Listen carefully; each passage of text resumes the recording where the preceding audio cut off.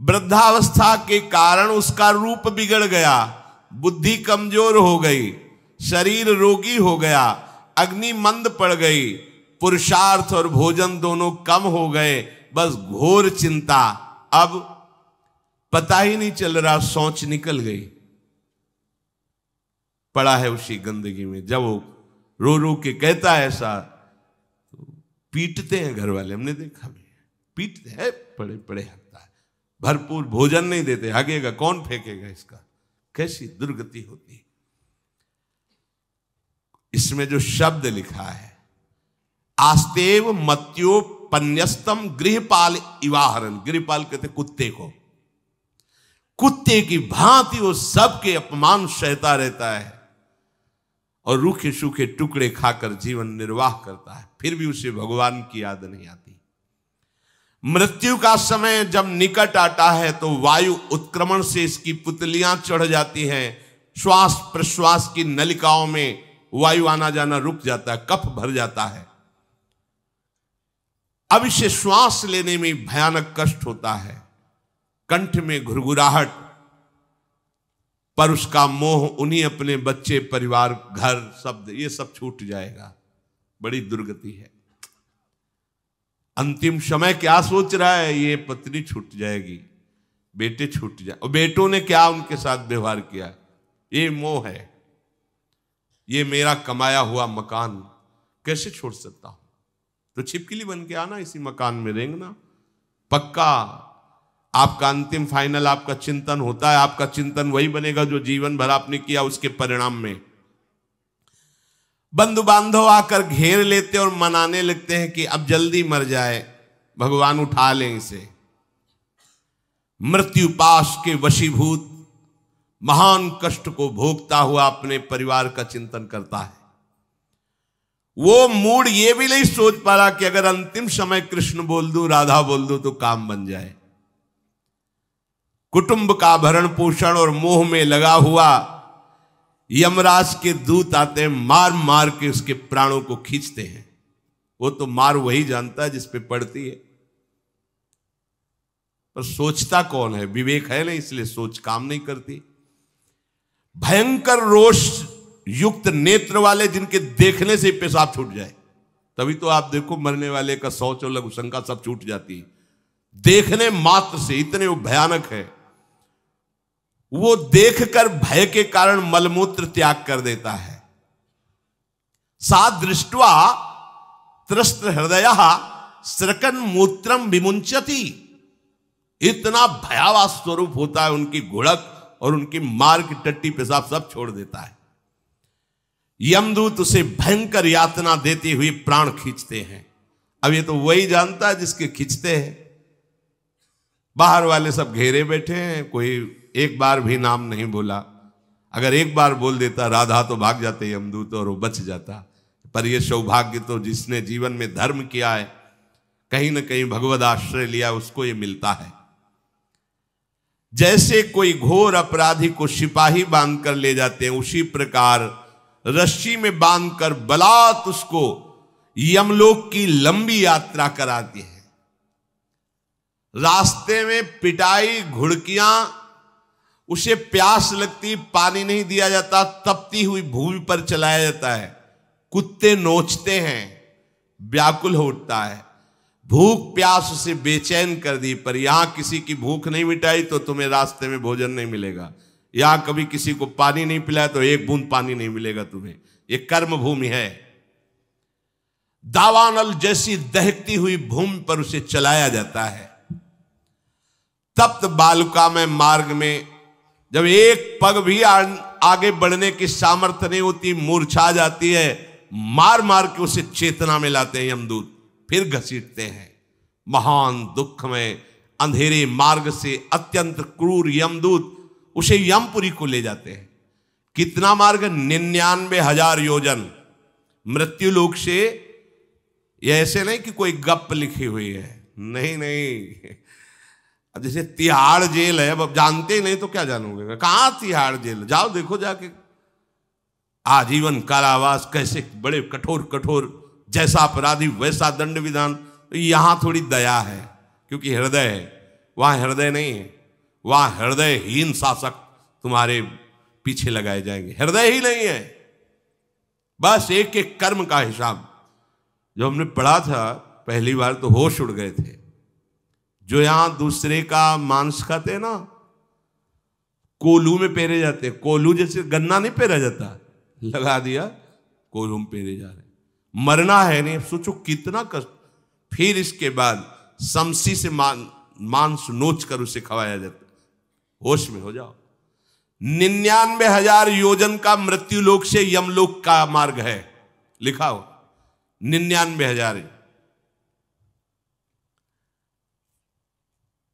योजनानाम सहस्राणी नवतिम नवचाध्वनः त्रिभिर्मुहूर्तैर्द्वाभ्याम वा नीतः प्राप्नोति यातनः।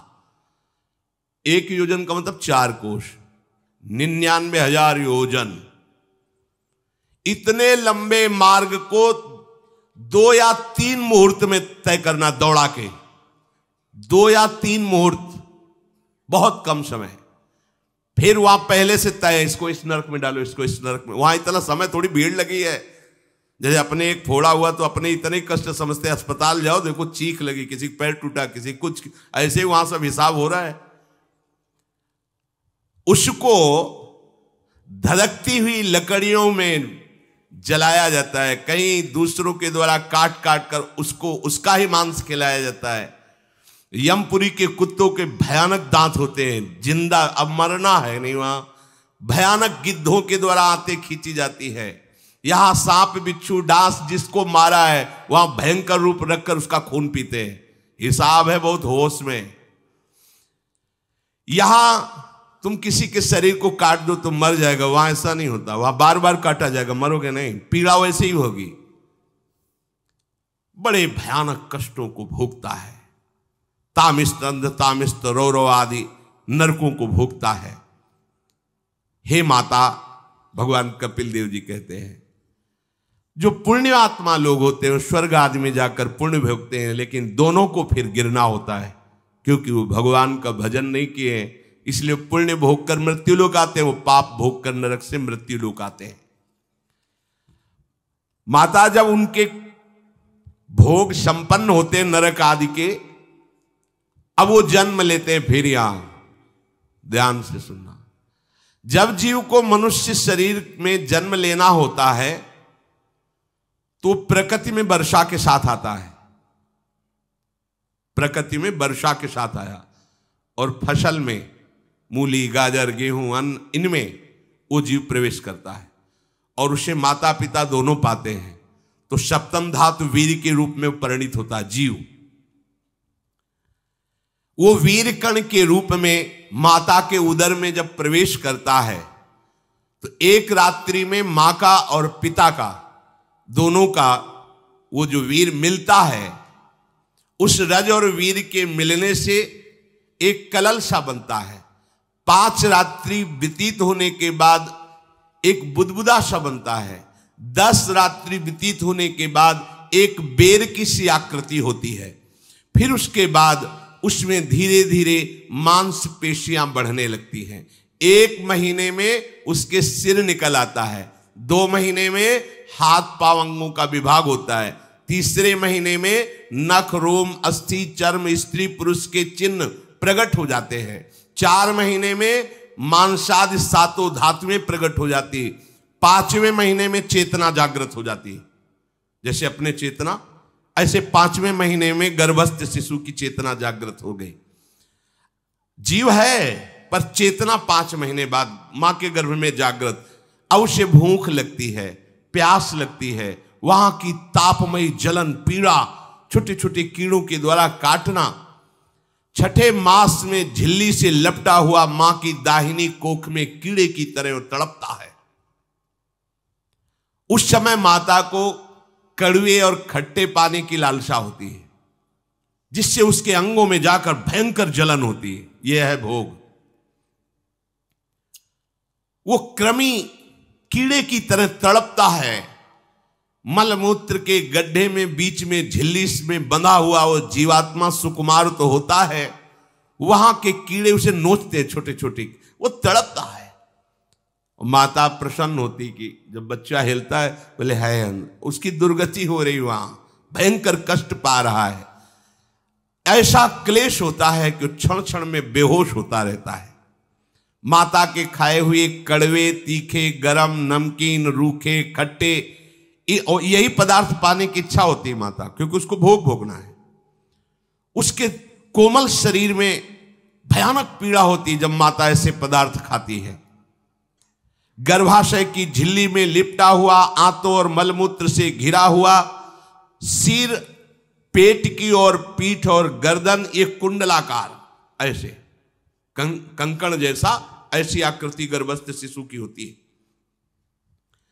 पिंजड़े में बंद पक्षी के समान पराधीन, ना तो वो हिलडुल सकता है ना बोल सकता है, बड़ा असमर्थ दुख को भोग रहा है, चेतना पूरी है। इसी समय भगवान द्रवित होकर उसे ज्ञान देते हैं, गर्भस्थ शिशु को, सबको। जे उसे ज्ञान होता है तो सैकड़ों जन्म के कुकर्म उसे याद आते हैं, सैकड़ों जन्म के। ओहो, ये मेरे कर्म का ही फल, मैंने ऐसे कर्म किए इसलिए दुख भोग रहा हूं। बेचैन हो जाता है, कैसे निपट पाऊंगा, सैकड़ों जन्म के कर्म जमा है।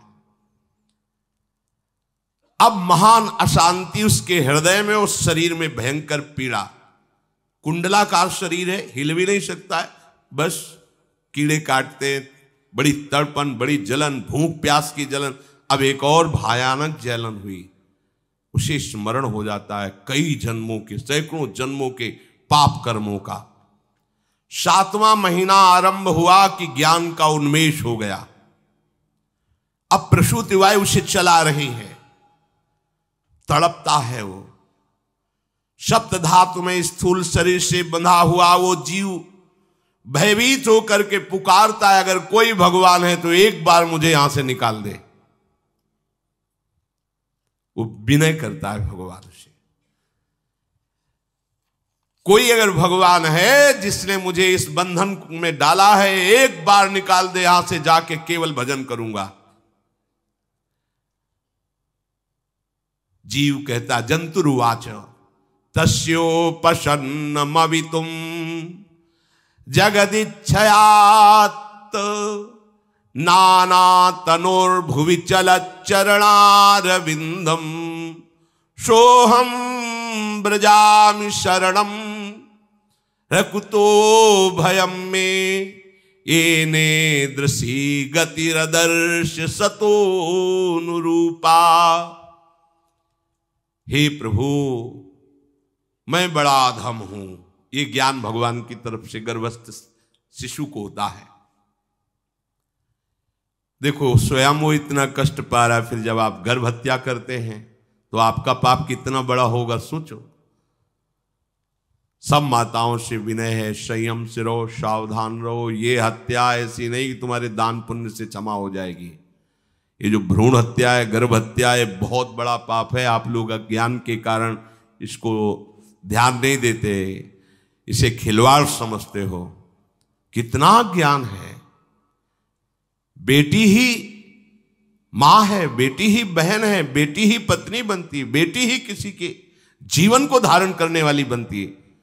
और आपने गर्भ में देख लिया बेटी है, तुम स्वयं मां होकर उसका साथ दे रहे हो, उसका नष्ट करने के लिए। हमारी तो बात ही समझ में नहीं आती, क्या बुद्धि भ्रष्ट हो गई। अगर पुरुष का इतना महत्व है तो बेटियां ना हो तो तुम्हारी कौन सी गति होगी, सोचो जरा। जीना मुश्किल हो जाएगा तुम्हारा। तुम पुरुष किस काम के रह जाओगे। तुम्हारा अर्धांग काट दिया जाए तो तुम कैसे होगे। ये स्त्री स्वरूप अर्धांग है। जिस घर में मां बहन नहीं है, स्त्री स्वरूप नहीं, श्मशान जैसा वो होता है। ध्यान दीजिए, ये बहुत बड़ी गलती है जो अपनी बेटियों की हत्या करते हैं। और ये वो पाप है जो अक्षम्य अपराध है। स्त्री हत्या करना शास्त्रों में बहुत बड़ा पाप कहा गया है। फिर वो तो बच्चा है, बिल्कुल नहीं। जिनसे हो गया है, श्रीमद् भागवत का सप्ताह मूल संस्कृत से सुनो और भगवान से प्रायश्चित प्रार्थना करो कि हे नाथ, भूल से गलती हो गई, दूसरा कोई उपाय नहीं। ध्यान से समझ लीजिए। तुम्हारे भ्रूण हत्या, गर्भ हत्या के पाप को नष्ट करने में एकमात्र श्रीमद् भागवत समर्थ है, दूसरा कोई नहीं। कोई दान पुण्य तीर्थ स्नान तुम्हें क्षमा नहीं कर पाएगा। यह ऐसा महापाप है। अगर हृदय में जलन करके और मूल संस्कृत के द्वारा पूरी 7 दिन में भागवत श्रवण की जाए नियम से, तो भागवत समर्थ है, इस हत्या के पाप से भी आपको मुक्त कर देगी। जिनके ऐसे हत्या हो गई हो करवा लो, नहीं तो बुद्धि आगे भ्रष्ट करके तुम्हें हरि गुरु से विमुख कर देगा। ये पाप ऐसा नहीं कि तुम्हें 2-4 माला घुमाने से क्षमा हो जाएगा। ये महत अपराध है। सबकी समझ में नहीं आता, समझ जाओ, नहीं तो आप जहां भी हो वहीं से भ्रष्ट कर देगा। ये अपराध नष्ट नहीं होगा, श्रीमद् भागवत की कृपा से नष्ट हो जाएगा। यह हमें बहुत विश्वास है। श्रीमद् भागवत सप्ताहिकी यह है ही महामहिम। प्रेत योनि को प्राप्त धुंधकारी को सीधे भगवत पार्षद स्वरूप देकर परम पद में आरूढ़ कर दिया। केवल 7 दिन की मूल संस्कृत एक भी श्लोक नहीं छूटना चाहिए। अगर सप्ताहिकी का पारायण हो तो इस भ्रूण हत्या, गर्भ हत्या से भी निवृत्ति मिल जाए। अब वो जीव भगवान को पुकारता है, मैं बड़ा नीच अधम हूं। आहा, भगवान आपने जो मुझे गति दिखाई है तो मेरे कर्म के अनुसार ही है, आपका इसमें कोई दोष नहीं। हम लोग जब कष्ट भोगते तो भगवान से कहते हैं हमने तुम्हारा क्या बिगाड़ा। भगवान ने नहीं बिगाड़ा, तू खुद देख क्या बिगाड़ लिया अपना। करो पापाचरण। अब देखो, हमने तो जीवन में कोई पाप नहीं किया और कितने गर्भ हत्या की है, कितनी खिलवाड़ समझे हो। ये बिल्कुल भयावह चीज है, आप लोगों को नहीं। हम बार बार इसीलिए कह रहे कि भयावह वस्तु है, तुम्हें बहुत ऊंचाई से घसीट के भ्रष्ट कर देगी। बहुत होश में हो, भूल के कभी ऐसा न करना जहां तक हमारी आवाज पहुंचे, जहां तक सुनाई दे। गर्भ हत्या मत करना, संयम से रहो। इस तरह का व्यवहार मत करो कि तुम्हारा मनुष्य जन्म ही व्यर्थ चला जाए। इसमें तीनों को बराबर दंड मिलेगा। गर्भ हत्या कराने वाला, गर्भ हत्या की प्रेरणा देने वाला और गर्भ हत्या में सहयोग देने वाला, जो औषधि डॉक्टर या जो भी, तीनों को दुर्गति होगी। माता, पिता, प्रेरक और कर्ता। ऐसा नहीं कि आप डॉक्टर हो तो आपको गर्भ हत्या करने का अधिकार नहीं। आप डॉक्टर हो दूसरे के शरीर को स्वस्थ करके निरोग करने के लिए, हत्या करने के लिए नहीं। कोई भी हमारा संविधान ऐसा आदेश नहीं करता कि आप गर्भ हत्या कर दो। ना भागवतिक और ना भारतीय संविधान ऐसा संविधान आदेश नहीं करता। अब वो जीव कह रहा है कि प्रभु मेरे योग्य ही है, आपने जो मुझे दंड दिया है। मैंने सुना है कि आपकी शरण में जो आता है आप उसकी रक्षा कर लेते हैं। आपकी जो शरण में हो जाता है वो इस भूमि पर, भारत भूमि पर, विश्व पर निर्भय विचरण करता है। कोई उसे भय नहीं प्रदान कर सकता। प्रभु, मैं इस माता के उदर में माया का रहस्य न जानने के कारण ऐसे कर्म किए कि मैं आ गया हूं। बहुत दुख पा रहा हूं। हे निर्विकार अखंड बोध स्वरूप परमात्मा, मैं बार बार नमस्कार करता हूं। प्रभु, मेरे ऊपर कृपा कर दो, एक बार इस गर्भ से निकाल दो। मैं यहां से बाहर जाकर आपका निरंतर भजन करूंगा। ये वादा करके आए हम प्रभु से सब। प्रभु ने करुणा करके हमें चांस दिया है मनुष्य शरीर। प्रभु, मैं बहुत जन्मों से इस समय स्मृति आ रही, देख रहा हूं कर्मों में भटकता रहा आपसे विमुख होकर के। ये जो मुझे अभी ज्ञान हो रहा है केवल आपकी कृपा से तत्कालिक है। तत्कालिक, एक तत्कालिक वैराग्य होता है। जैसे कथा सुनियो, मन में आया कि अब तो भजन ही करना है। ये तत्कालिक है, स्थायी नहीं है। इसे स्थायी बनाओ। प्रभु, आप अंतर्यामी हो, आप सब कुछ जान रहे हो। तीनों तापों की शांति के लिए भक्तजन आपका भजन करते हैं। मैं देहधारी होकर जीव माता के उदर में मलमूत्र से रुधिर की झिल्ली में फंसा हुआ माता की जठराग्नि के ताप से जल रहा हूं। प्रभु, एक एक क्षण में यहां विकल होकर केवल इंतजार कर रहा हूं कि किस समय मुझे यहां से निकाला जाएगा। दीन बंधु, यहां से कब मैं निकलूंगा। स्वामिन, आप बड़े दयालु हो, आप जैसे उदार प्रभु ने मुझ गर्भस्थ शिशु को ये ज्ञान दिया। हे दीनबंधु, आप अपनी कृपा से प्रसन्न हो जाइए। प्रभु एक बार निकाल दीजिए, मैं ऐसा भजन करूंगा कि दोबारा संसार के दुख में नहीं आऊंगा।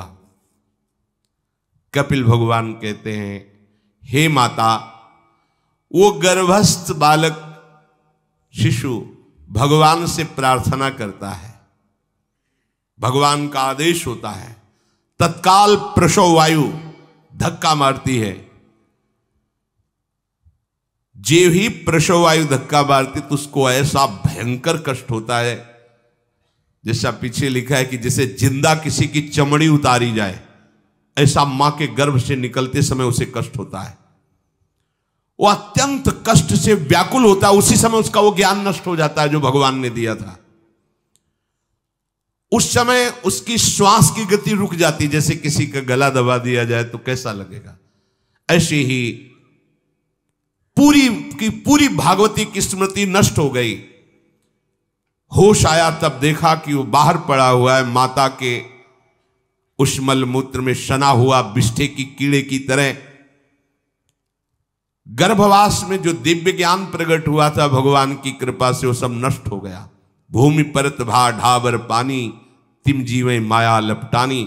चेतन आई तो रोने लगा। वो ज्ञान कहां गया, वो ज्ञानदाता कहां गया। वो कहता कहां कहां, बोले थाली बजाओ, बच्चा हुआ है। और वो तो रो रहा है कि कहां, वो ज्ञान कहां गया जिसके बल से मैं ये कह रहा था कि बाहर निकाल दो, मैं आपका भजन करूंगा। सब खत्म ज्ञान। जो लोग उसका अभिप्राय नहीं समझते, वो उत्सव मनाते हैं, बालक हुआ है, वो रो रहा है, वो कहां गया ज्ञान, कहां कहां कहां। छोटा बालक यही रोक कहता कहां। अभी जो ज्ञान उत्पन्न हुआ था, जो अभी भगवान का बोध हुआ था, वो कहां गया, कहां गया। घर परिवार के लोग उसका पालन पोषण करते रहते हैं, उसमें कोई निषेध करने की शक्ति नहीं हो रही। मच्छर काट रहा है, दुख हो रहा है, हटा नहीं सकता बालक। उस जीव को शिशु अवस्था में जब कपड़ों पे लिपेट कर ऐसे लिटाया जाता है तो इतना कोमल त्वचा होती कि कपड़े भी उसको, जैसे खुजलाहट है, पीड़ा है या जलन है, बिल्कुल कोमल त्वचा होती, कुछ नहीं कर सकता हो, बस रो सकता है। ना खुजलाने की, ना करवट बदलने की, ना उठने की कोई सामर्थ्य नहीं। बड़ा कष्ट पाता है बाल्यावस्था में, क्योंकि त्वचा बड़ी कोमल होती, दास मच्छर आदि जीव उसको काटते हैं। गर्भावस्था का कोई ज्ञान नहीं रहा, सिर्फ रोना ही रोना रह रहा। इस प्रकार उसकी बाल्यावस्था कटी, कौमार अवस्था आई, पौगंड अवस्था, इनमें वो खिलवाड़ में फंस गया। जैसे जैसे बड़ा होता जाता, चेतना, गुनगुना, ये कार, ये प्लास्टिक के ऐसे उनमें मगन है। देखो ना छोटे बच्चों को, अज्ञानवश इसकी ये अवस्था कट गई। बड़े भाग्यशाली ऐसे भी बच्चे हैं जो तुतला के बोलते, उनकी मैया कहती राधा बोलो, राधा। देखो ये सौभाग्य, प्रणाम है उन माताओं को जो अपने बच्चों को भगवान नाम बुलाती हैं कि आप बोलो, श्री हरिवंश बोलो, राधे राधे बोलो। धीरे धीरे उसकी युवावस्था पहुंची। इस समय उसके अंदर एक भूत सवार होता है, जवानी का भूत है, ये सबके सवार होता है। अगर मंत्र चल रहा है तो भूत नहीं चढ़ेगा, नाम चल रहा है तो भूत नहीं चढ़ेगा, नहीं तो भूत चढ़ जाता है। ये कुछ भी करवा सकता है भूत, भूत ही तो है ना। वैसे ही पंचभूत लिपट गए, ये ऊपर से जवानी का और भूत सवार हुआ तो जौवन ज्वर के ही नहीं बलकावा। जवानी में कोई भी ऐसा अपराध नहीं जो हो ना जाए। बड़ा भयानक इसमें स्वरूप होता है। इसमें केवल भोग, केवल भोग, एक ही दृष्टि रहती है, भोग भोगना। अज्ञानवश जब भोगों की प्राप्ति में बाधा पड़ती तो भयंकर वो क्रोध करता है, शोकाकुल होकर हिंसा कर बैठता है। जैसी घटनाएं सुनने को मिलती हैं, राक्षसी घटनाएं, ये भूत है जवानी का। जहां कामना में बाधा पहुंची, क्रोध में वो समझ नहीं पाता कि मेरे जैसा ही प्रिय शरीर उसका है जो मैं वर्ताव कर रहा हूं। जैसे जैसे देह बढ़ता जाता है, पुष्ट होता जाता है, वैसे वैसे भोग वासना और अभिमान बढ़ता जाता है। वो काम परवश होकर अपना नाश करना शुरू कर देता है। यौवन, वो फिर खोटी बुद्धि वाला वैसे ही पाप करने लगता है जिन पापों के कारण उसकी दुर्गति हुई थी, नरक आदि की, और मां के गर्भ में आया था।